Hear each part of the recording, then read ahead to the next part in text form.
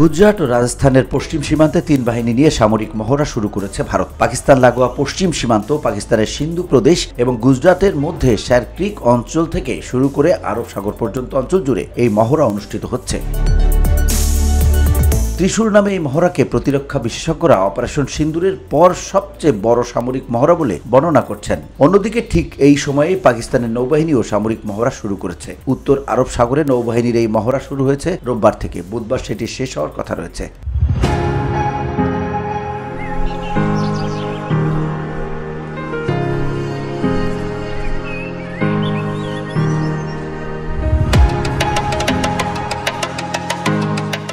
আন্তর্জাতিক বিশেষজ্ঞ Damian Simon যুদ্ধ মহড়া এবং ক্ষেপণাস্ত্র পরীক্ষার উপর নিবিড় নজর রাখেন। ভারত ও পাকিস্তানের সামরিক মহড়ার এই বিশেষজ্ঞ এক্স স্যান্ডেলে লিখেছেন, ভারত তার তিন বাহিনীর চলমান সামরিক মহড়ার জন্য আকাশ সীমাকে সংরক্ষণ করেছে। আবার সেই অঞ্চলে পাকিস্তান ফায়ারিং এক্সারসাইজের জন্য নেভাল নেভিগেশন অ্যালার্ট জারি করেছে। সেনাবাহিনীর যৌথ মহড়ার উদ্দেশ্যে 2 সপ্তাহের জন্য এই অঞ্চলের আকাশ সীমাকে সংরক্ষিত বলে ঘোষণা করেছে ভারত। দুই দেশের এই মহড়ার ভৌগোলিক এলাকার ওভারল্যাপিং সম্পর্কে নিজের মতামত প্রকাশ করেছেন Simon.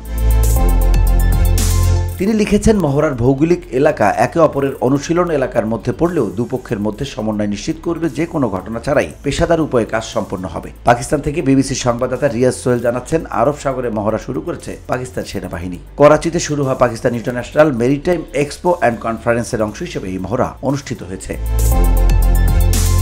VOD Bangla news desk.